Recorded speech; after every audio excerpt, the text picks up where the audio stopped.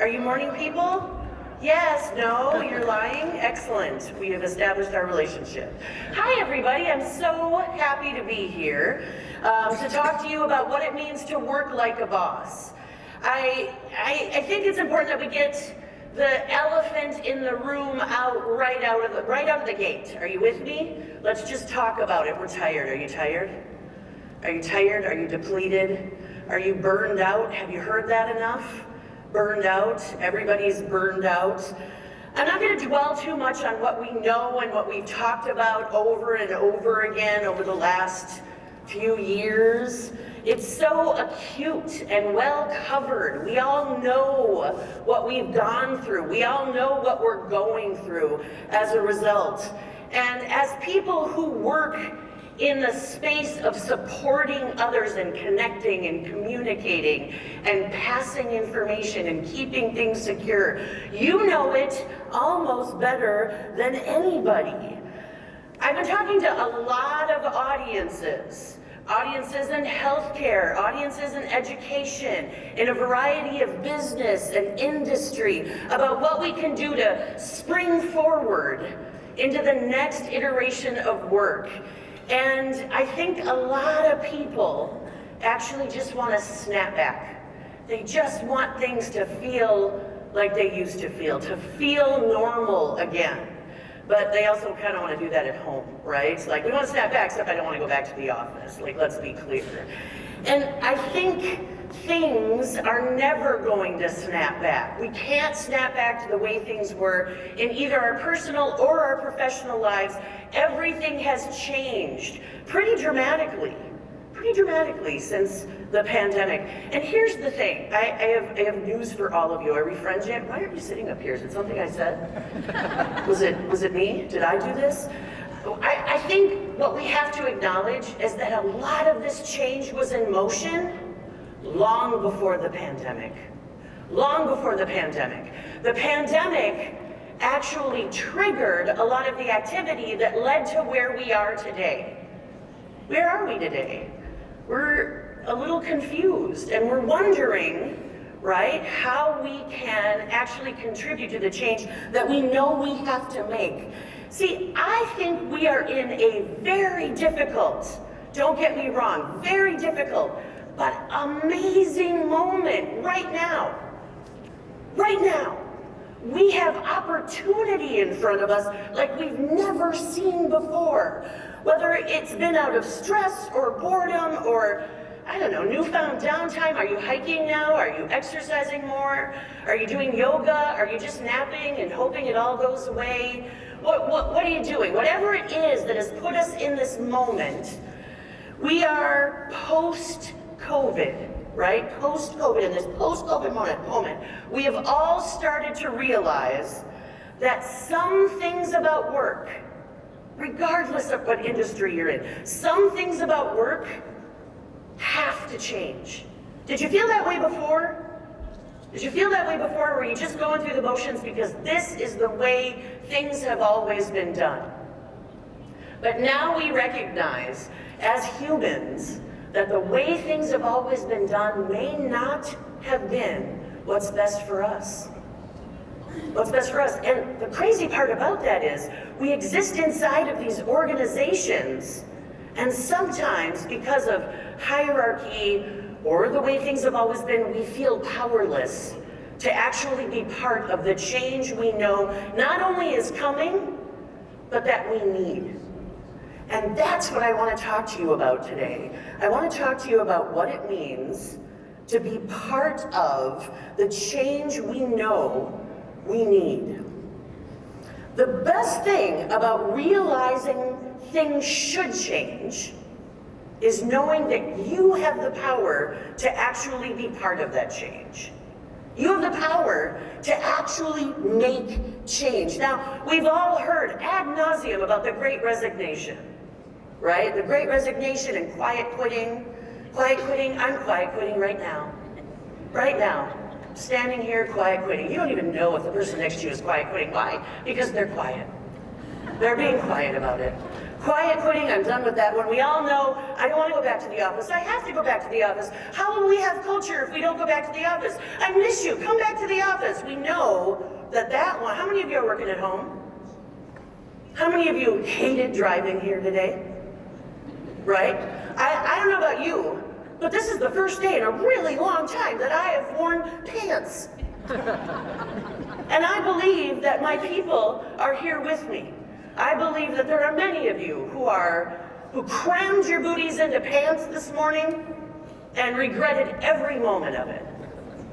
We have been doing things our way for a while, and the hybrid remote return to work battle thing, right? That is something we wished for before, and now we're kind of speaking up about it.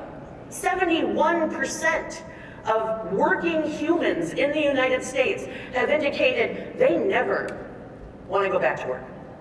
They never want to work in the office. Why? Because there was a lot of wasted time in the to and the from and the stress and the whatever. And the pants, lots of wasted time in the pants. These all point, the quiet quitting, the great resignation, the pants, all of that points to the fact that work is in a state of evolution. And evolution requires everyone's participation. Too often, I see humans inside of organizations abdicate responsibility for the way things should be to managers, bosses, leaders, executives. And I don't care what your job title is. I don't care what your position is. Inside of an organization, I am here to tell you that you make the culture.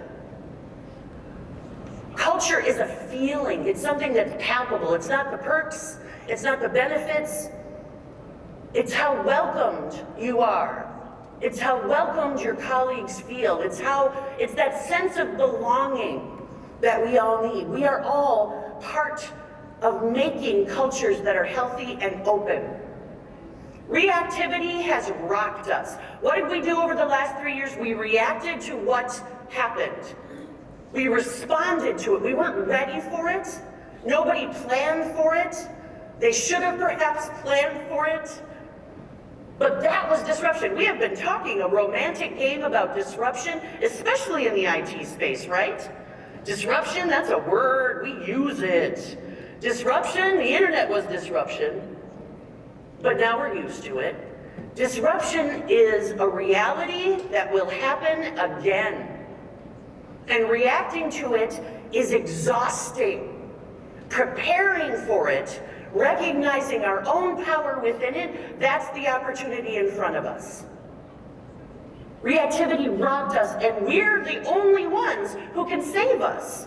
We can co-create the places and the spaces where we want to be. We can co-create cultures in our work environments that reflect our values, what we stand for, what we are meant to do. This isn't to add more work to your plate, because I know we are all tired and overworked. I get that, but at least you're overworked in your pajamas, right?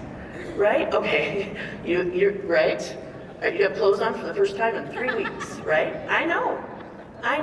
It's not about making you work more. It's to recognize that we're all already creating energy and culture and community. So how about we do it with intention? Intention and agency and purpose. Intention, agency, and purpose. How can we take slightly different steps forward that change our trajectories just enough to lead us out of a very difficult time and into a time when we feel whole and well? And I see how some of you are looking at me like, yeah, try that at my job. Okay, call me, invite me over, I'll try it. Occasionally, in today's talk, I'm going to reference my book, which I am going to be signing after this. But the reason I'm going to reference that book, Work Like a Boss, is I wrote it for every single person who has a job. Every single person has a job. I have to tell you, the marketing folks at my publisher were thrilled with my segmentation. Everybody.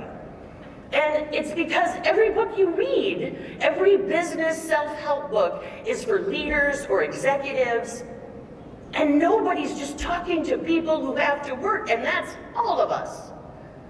And I wanted to do that. I wanted to bring a little bit of the tough love that we all need at work. I wanted to bring that kick in the pants that we all need to remember that we have power.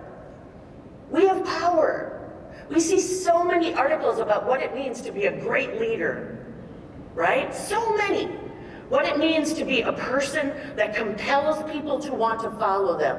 People who are successful as leaders are possessing these qualities. They're great listeners, right? Great listeners. They have empathy, they have a high degree of emotional intelligence, they are discerning, they can make decisions. Here's the thing that I want to share with all of you. All of that is very great and very accurate. And what about the people who aren't technically leaders, whose job titles don't suggest that they are leaders? When I think about work, I believe every single one of us should reflect those qualities, should exhibit leaderly qualities, that empathy, that care, that emotional intelligence, the ability to make decisions. In fact, I think every person at work is a leader. Each person has the capacity and opportunity to lead with their energy, with their ideas, with their attitude, and that's what I love talking about. Because when people are open, when they bring just a little bit of intentional positivity, not toxic positivity, not Instagram positivity, not look at my pretty kitchen, it's perfect and there's no clutter, not that, but just a recognition that one human connecting with another human can change an entire day. I used to have a colleague who would come to work and she was very type A. She did everything right. She moved through her day very quickly. She stuck to the agenda. She hated me in meetings because I was always like, hey, how are you? And she was an analyzer. You know the type. It was like, this is the agenda, stick to the agenda, let's move. Never smiled. Very dear friend. Very dear friend. Never smiled. And I used to say to her, you're the boss. When you walk into the room and you don't smile and you just focus on the agenda, how do you think that makes everybody else in that room feel?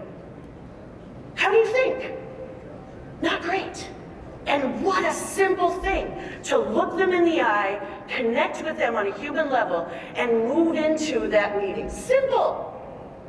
But there are those of us who are high achievers. We've got to get it done. We've got to get it done. We don't have time for human connection, and yet now we need it more than ever. Working like a boss often comes down to some really basic things. And they're things that we have forgotten. See, work hammered stuff out of us, right? Work really sort of made us forget some of our humanity. After years of managing people and teams, I've observed that really simple things often have an outsized impact on how we show up for ourselves and others. I have seen this over and over and over again, and I'm going to share some of those with you today. So I first want to talk about accountability, and I love the way the two keynotes really complement each other. I love the topics of the two keynotes for this conference. I want to first start with a little context for what I'm about to say about us and work. How much training and education did all of you get to land you in the jobs that you have today? Lots? Tons? Did you know that this is exactly where you were going? When you were in high school and people said, well, young man, when you grow up, what do you want to be? And did you say, I want to be in IT to support whatever? Did you say that? No, you did not. I know none of you did. Not a single one of you said those things, right? Most of us land in our careers by accident.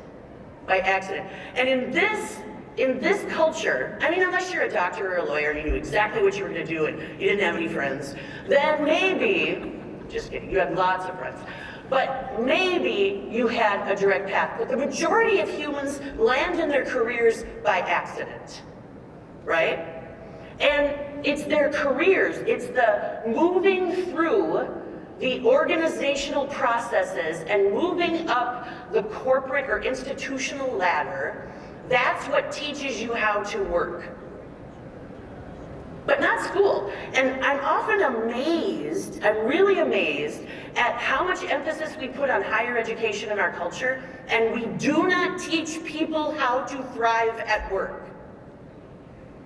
And then they go to work and they are trained in a hierarchical system, and the hierarchical system kills their individuality and removes their voice and power from the equation, and that's how they move through the system.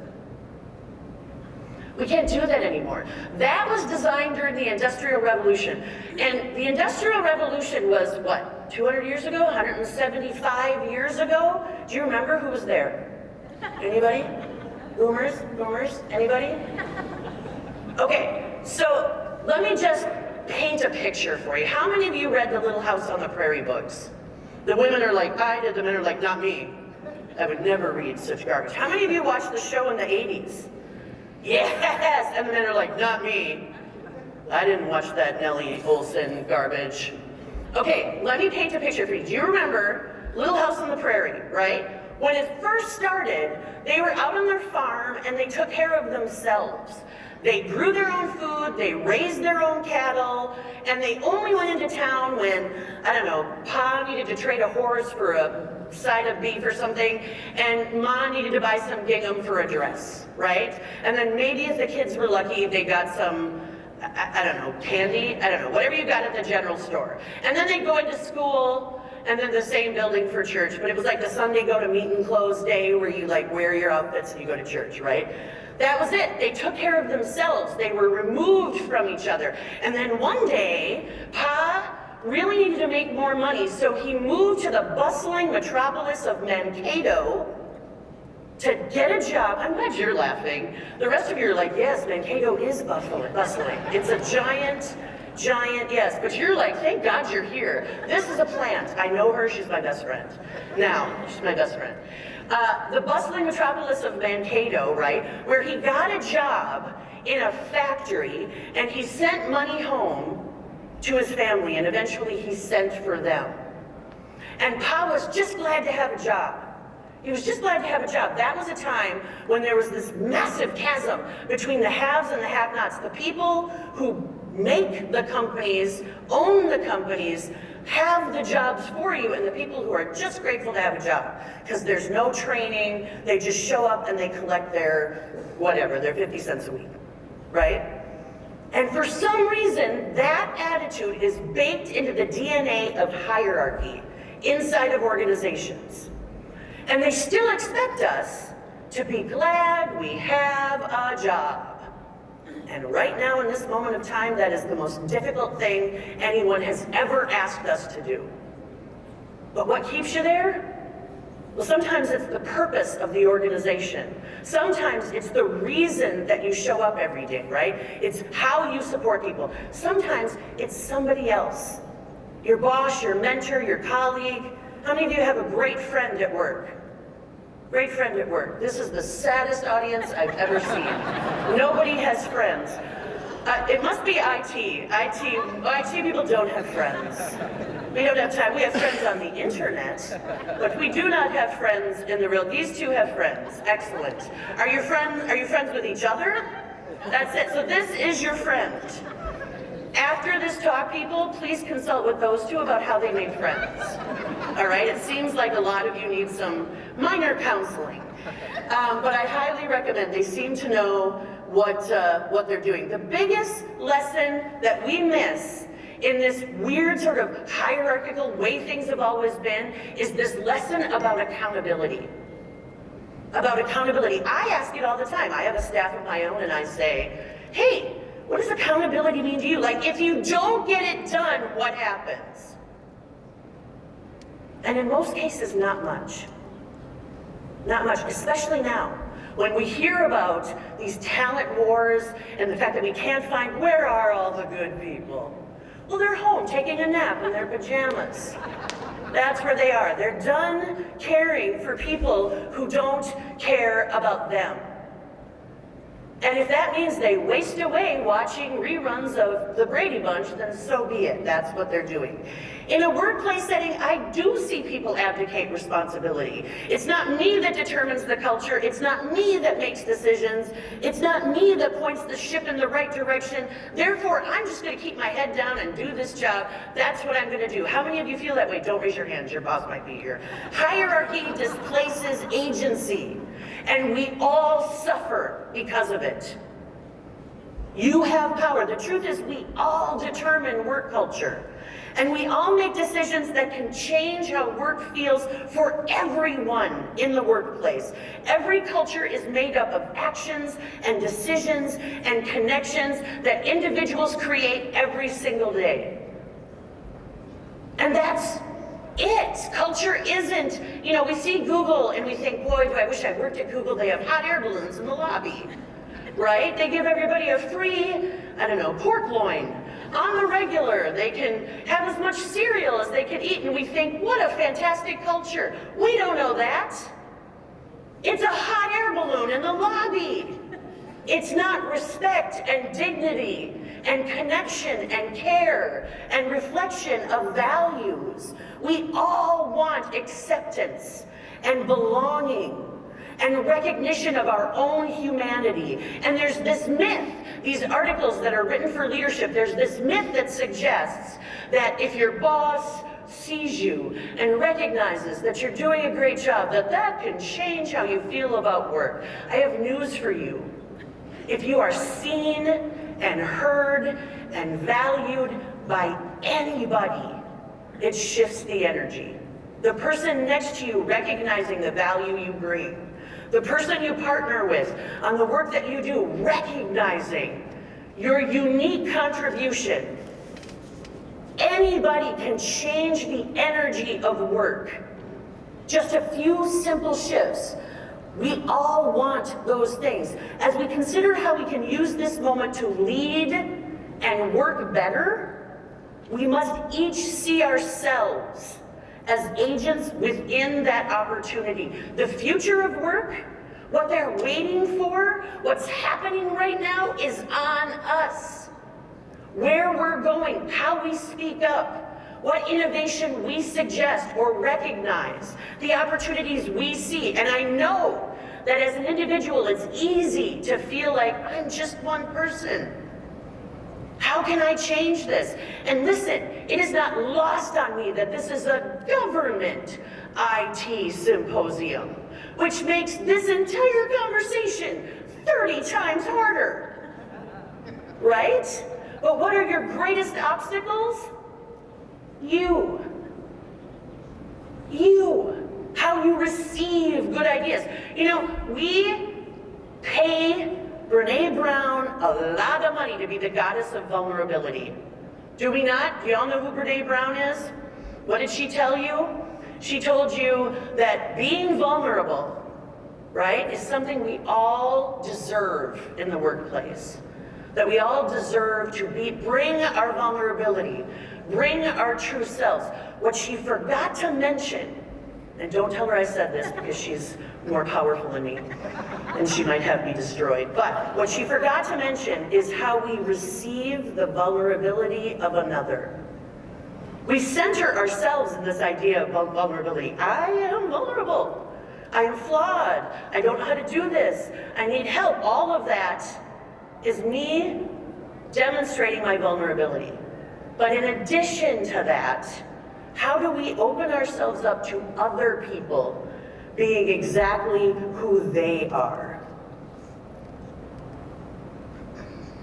Did I do it? Is this it? Okay. So how will we be agents? I hate slides. I gotta be honest with you. Slides are the most difficult part of any talk because I just want to talk to you. I just want to come and sit at your table and talk to you. But I owe you a slide and a dance. That happens later. When I reveal my leotard and do an interpretive dance of this entire talk for those of you who are still not awake, you're welcome. So how can we be agents of the future that we want? Well, we can start by owning our own garbage. by owning our own stuff, by improving our self-awareness. All healthy cultures start with you. How you show up, how you respond to others, listen, I say this all the time. I'm gonna say it probably 30 times in the context of the rest of this talk.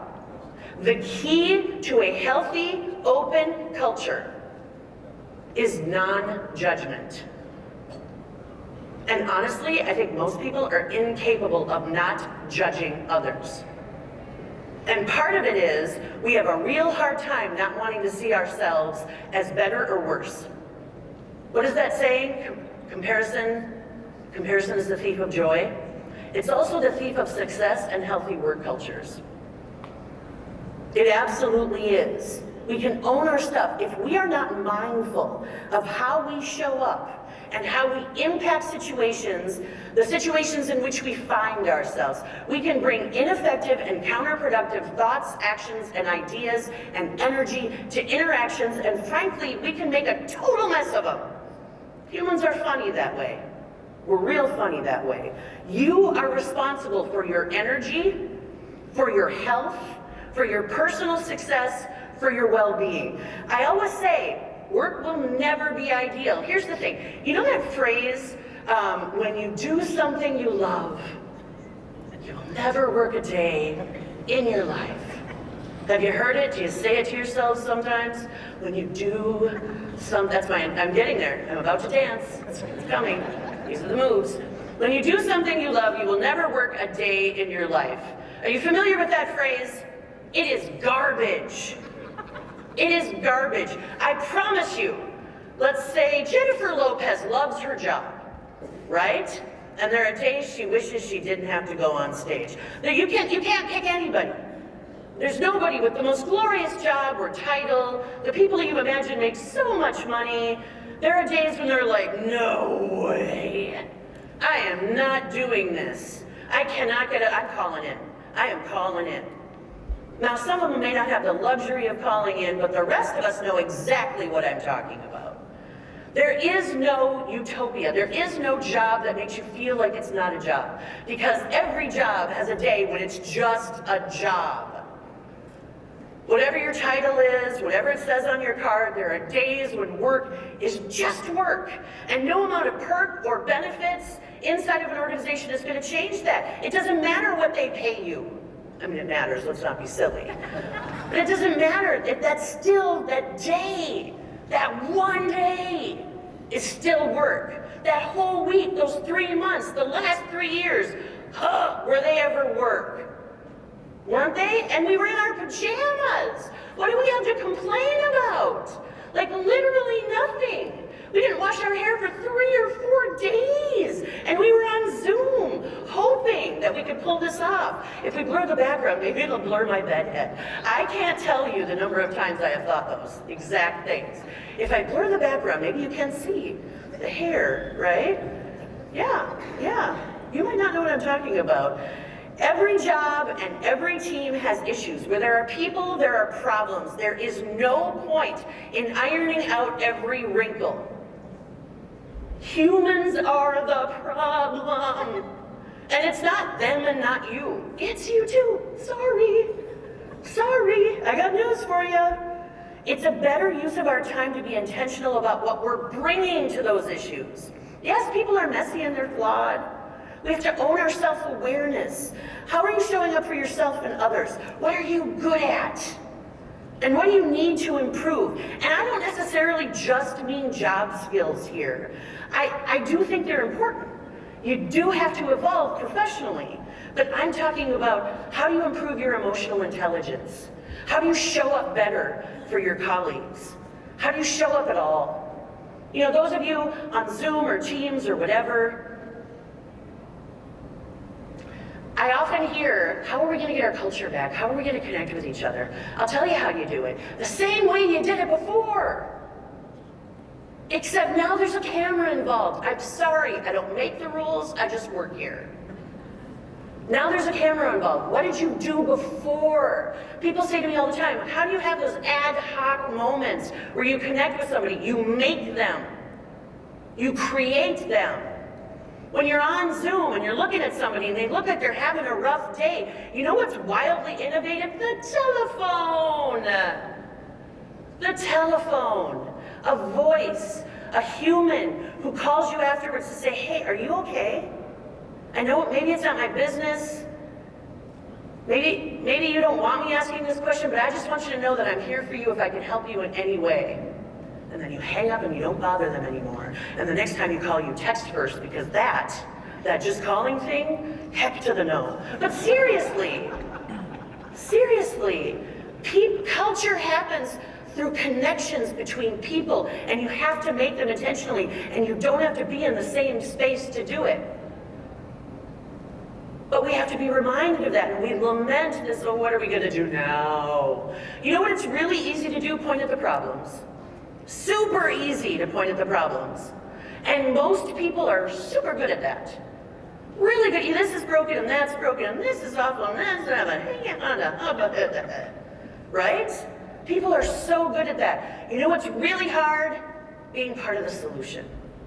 Figuring out, being brave enough, having the courage enough to raise your hand and say, I see this, it's an obstacle for us, but I think I have an idea for how we might remedy it. And I don't know if it's gonna work, but you know what we know about in IT?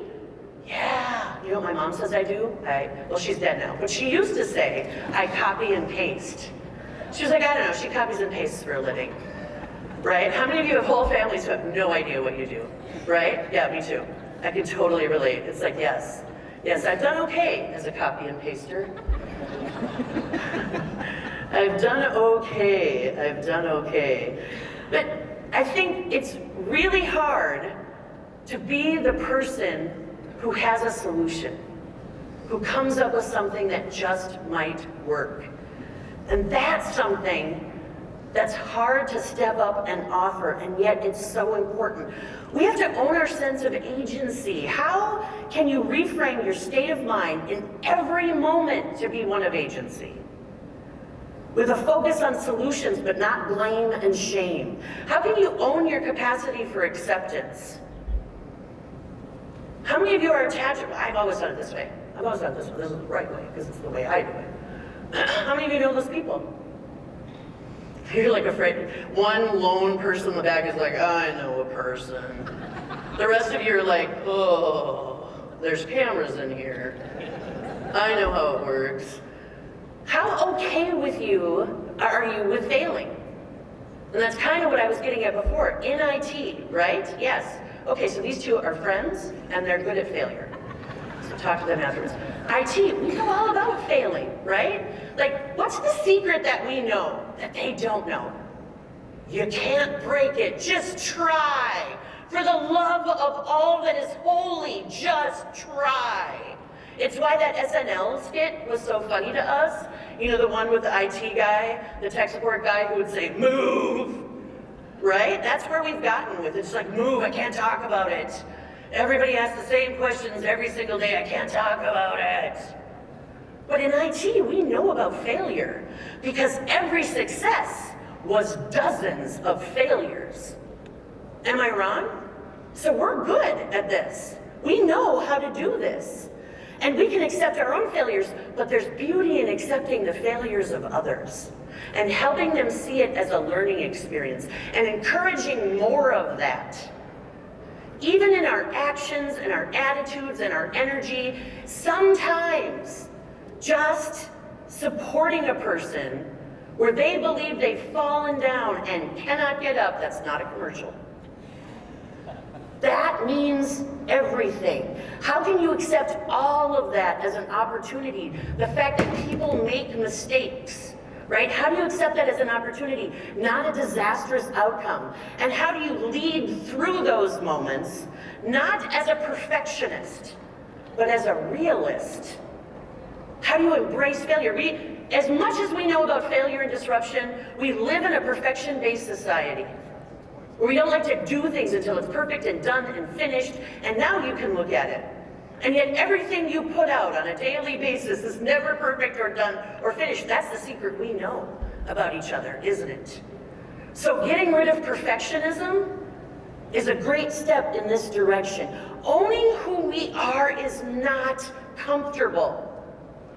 It's not comfortable. It is hard. It's why most of us don't do it until we hit 50, and then we're like, who cares? Who cares? You gotta deal with me. I'm not going anywhere. I made it this far. Right? The rest of us, we don't really want to own who we are because we keep thinking it might get better. It doesn't. This is who you are. It holds up a mirror to our mindsets and our actions, and it asks us, do you like what you see? What could be better about how you behave and how you show up? The truth is, everything outside of our comfort zone, everything outside of our comfort zone and the way we have always been, the way we always operate, has the ability to improve who we are and how we show up. Everything. And we live in Minnesota. We do not set foot outside of our comfort zone. Do we? We do not. We do not. We might be great communicators, but we are passive aggressive. We love that. Right? Feedback is not a thing we do real well, because I don't want to hurt your feelings, right? But I'm going to hurt your feelings with my passive aggression. Get ready. When we are in the most challenging of times, we can be part of the problem or we can be part of the solution. And only you get to decide which way that goes. We can be kind. Now, in Minnesota, I deliberately use the word kind and not nice for a reason. We have killed the word nice. We have destroyed it. But kindness is something else. It is an action. It is deliberate. It is a bridge. It is one of the most overlooked qualities that we can bring to work. When they train you and they give you your onboarding materials, they don't encourage kindness. You should have learned that in kindergarten, right? You should have learned that a long time ago. Except most people, as they move through the work experience, are very, very self-focused. They're a little selfish. Humans are selfish by nature. Have you noticed it? Are you married? Yes, you've noticed it. Have you noticed it? Do you have another person in your life? Humans walk through the world thinking only of my stress at work, my issues at home, my husband doesn't pick up his socks, my children are morons, my. We walk through the world really wrapped up in our own stress. And we're not thinking about each other. We're not thinking about others. And being intentionally kind at work means you have to look outside of yourself and see where there's opportunity for connection or support. And I know you're all thinking, we know this already, but do you practice it? Do you show up this way? That's the question. And it's simple. If you leave here with one or two simple ideas about how you can just shift your mindset and shift the energy at work just a little bit. And when I say at work, I'm not talking the brick and mortar building. I am talking on Zoom, on Teams, in your front yard, in your pajamas, wherever you are, doing your work, collaborating with other people or not. I am suggesting there are very simple things you can do to shift the energy and create more success. And when I say success, I'm not even talking about the end product. I'm talking about how it felt to be in connection, in collaboration with your colleagues today. You get to define success. And you know, so many of us are struggling with internalized capitalism. Internalized, do you know what that is? I will demonstrate internalized capitalism for you. I'm busy. How are you? I'm busy. What's going on? I'm busy. I'm so busy. I'm busy, busy, busy. How are you? Busy. I bet you're busy too. Oh my gosh, is everybody in this room busy? Are you busy? How do we talk to each other? How do you respond when people ask you, I'm so busy? That's internalized capitalism. I can't sit still. I don't have time to read a book. I haven't watched a movie in ages. Who can binge Netflix? That is a fantasy land. Who gets to do that? I've got so much work. I've got so much work. I've got so much work. That is internalized capitalism. We have been programmed to believe that we must work to be of value. And our identities are entirely tied up with work. You don't go to a cocktail party and say, hello, my name is Nancy and I'm a mother and a wife. You don't say that. You say, this is what I do. And long ago, we created this idea that work is divided between personal and professional. And that's not true either, is it? It's not. We can be kind. We can make connection. Kindness works because emotions are contagious. Humans default to the negative. Humans like the negative. We don't coalesce around positive things. I can tell you this because when people say to me, "How are you?" and I go, "I'm great," they look at me like there is something wrong with me. But when I say, "Oh, I'm busy and I'm overworked and I'm struggling," they're like, "Yeah, me too." That's where they want to show up in community with you. Yes, me too. Me too. Kindness works because emotions, that is called negativity bias. There's a ton of research about it. Humans love it. It's why water cooler talk is so popular. How will we do that now on Zoom? I promise you, you'll manage. But think about how connecting with others changes the water cooler chatter. When we support and encourage others, we are also supporting and encouraging ourselves and creating a space in which positivity is present. Kindness also breeds care. Even when you might lack the fortitude to care for care's sake, kindness nudges you just a little bit closer. Caring can be hard when you're busy and you're hustling. Actually caring is hard work, but we all do care about things, and kindness can remind us of what those things are, and we can face our fears. Our fears. Chapter 8, kick your fear in the face. In that book, in that chapter, I talk about the fears that you see at work. We fear conflict. We're afraid we're not good enough. We fear what others will think of us. We fear we'll do the wrong thing. We fear the unknown or the unfamiliar. In action, these fears manifest in not speaking up because you don't want to rock the boat, or perhaps you fall into a pattern of inaction because you're not sure what the right thing to do is. Or you might fight against changes because you're not sure what they mean for you or your department. I'm not doing that.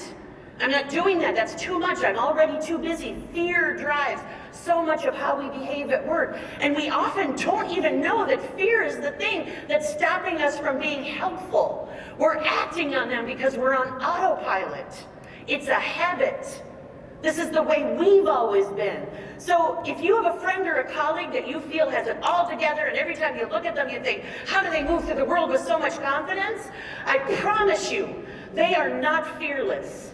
They have as much fear as you. And I know that women are thinking, yes, fear, and the men are thinking, I'm afraid of nothing. But the truth is, we're all afraid of something. And here's what men have learned that lots of women haven't. We can all fear less. Nobody is fearless, but we can all fear less. We move through it in spite of ourselves, in spite of our fears. They have as many fears as you. They just know how to manage within them. No one is fearless, but we can all fear less, and we can expect change. We can expect change. Change is part of what makes us better. Change pushes us into our discomfort. Change right now is the only thing you can depend on. And when I talk about disruption, it might be another pandemic. I promise you it's going to be advanced technologies.